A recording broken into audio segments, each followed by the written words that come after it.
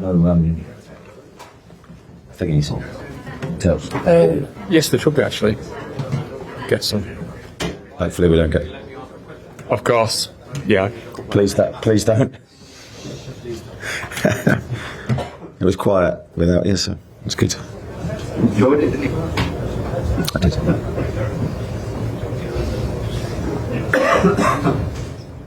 It's just me up here.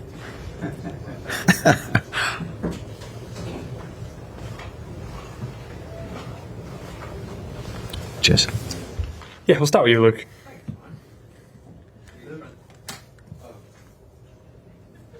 I need a translator for this one.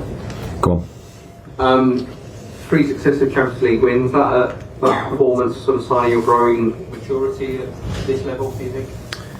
Yeah, I think they're all very, very difficult games, and I think today we navigated that one really well, especially after the weekend. It was important. We responded mentally, and our psychology was really good, and I thought we were in a good place today in that respect. I think it was our best performance, but it was good enough. And as you say, 3 wins in a row, some strong performances at home, and we're in a good position. Can you talk about Dan Burn's header as well? How many better this stadium?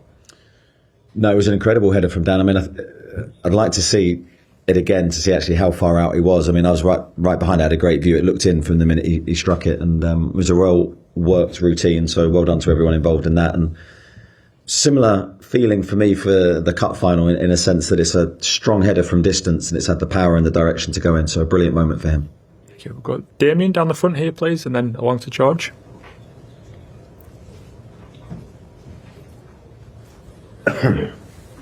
Just on the header, Eddie, is it better than the cup final one? Probably technically it is, but I don't think anything. I say that, I don't want to put that on Dan, but it'd be very difficult for him to do something as magical and as memorable as that again. But that, in terms of a technical header, that was an incredible finisher. It was a really well worked routine, as I say, a really good ball in. We need to score more from set plays. Hopefully, that's a really positive start for us. Last year, 11 points was enough to get into the top 24. You've got 9 now. Does that give you a platform to go and attack these next 2 away games? Yeah, I mean, I think when you look at the fixtures, we're always aware that these home games are really important for us, and that puts sort of an added pressure on us.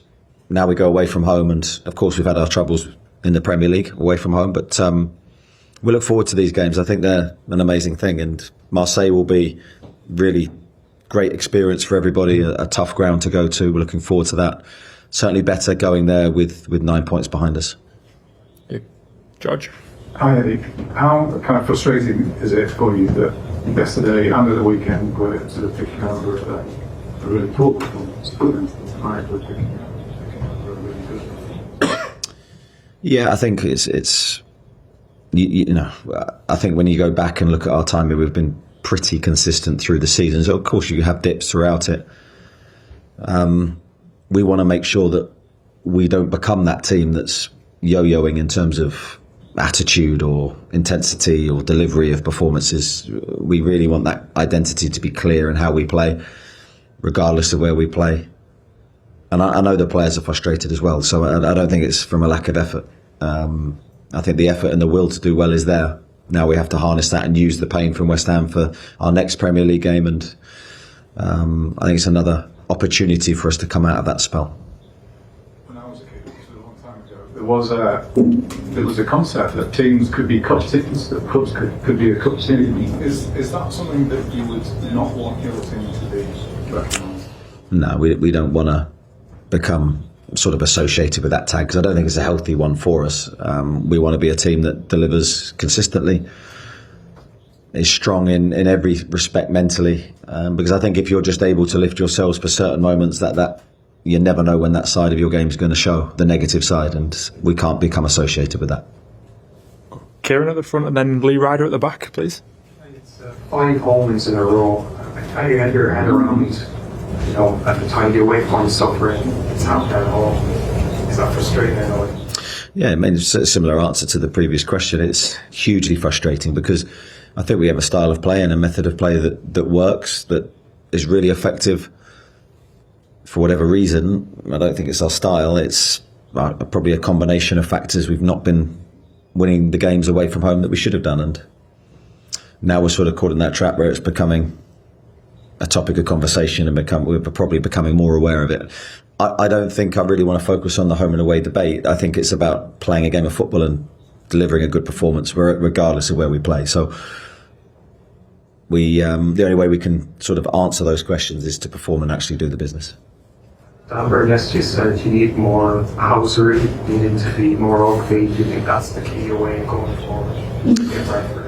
I think it's a mixture of everything. Yes, possibly we need a bit of that back into our games. I think we certainly had it in previous games.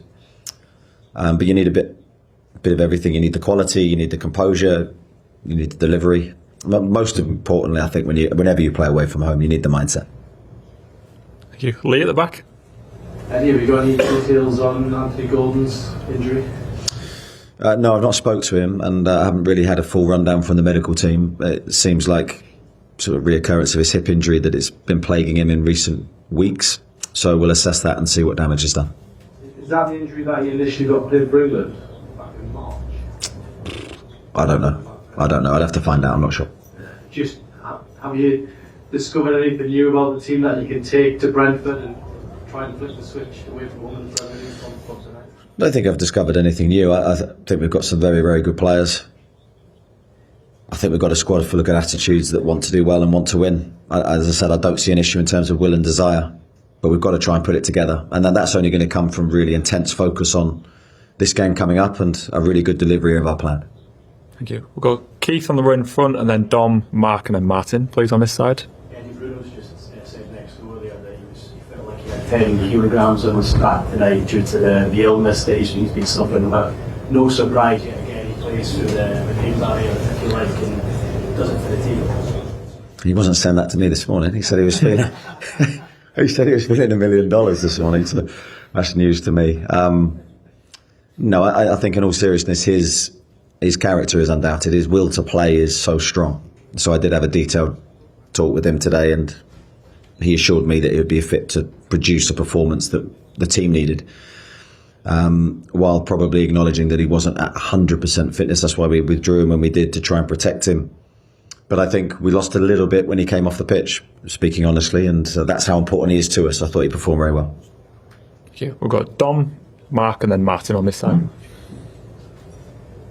Hi Eddie, and just on Lewis Hall, was it always your plan to give him minutes tonight and really feel fair once he came on? Yeah, it was my plan to try and give him minutes. I can never make that guarantee, but it was in my mind to use him today. It was in my mind not to use him at West Ham because he'd only had one training session and he's worked so hard to get back. We don't want to lose him now, having done all the hard work. So I thought it was the right time to introduce him. I thought he played very well. I was really pleased with him. We still have to have a level of caution to how much he can play at the moment, but positive steps for him, and trying to find his rhythm again and all the pitch dimensions and the geography that he needs to produce his best performances.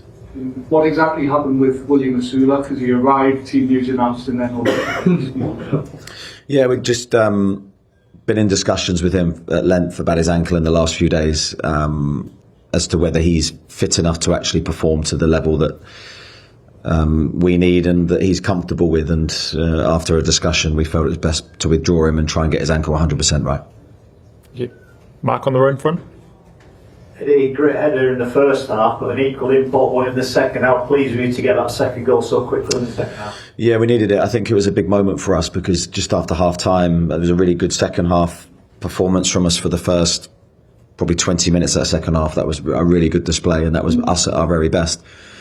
And coincided with a good goal for Joe. Really pleased with the move and the finish. Need more goals from midfield, from our wide players. Need more productivity. So that was good to see.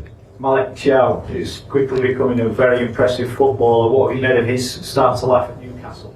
Very, very good. Very strong tonight. I thought he and Sven both played very well today. And they needed to, because there was moments that they were tested, and Nick made a couple of really good saves as well. So I think it was a better defensive performance from us than at the weekend. And Malik, yeah, I think he's settled in really quickly. I think he's looked at home with our style of play. and what we're asking him to do. Top delivery from him. And Martin, just to wrap up, please. Hi Eddie, I think it's 4 years ago yesterday since you agreed to take over the club. Could you have foreseen 4 years on being on the same points in the Champions League as Real Madrid, PSG and Liverpool? Yeah, that sounds nice, doesn't it? That does sound good. From the minute we walked in, I wouldn't have predicted that 4 years later. Probably wouldn't have predicted that I was still and sat in the seat 4 years later, as much as I'd have hoped that I would be.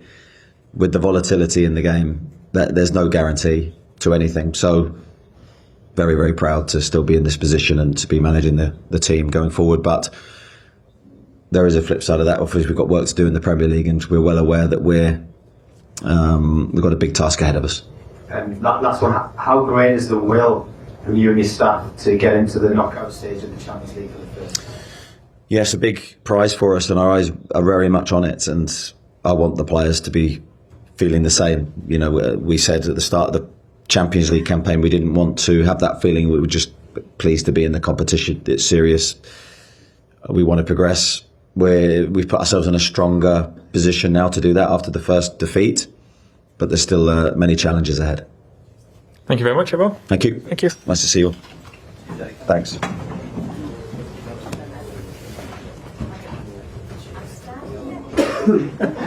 Just want to be in.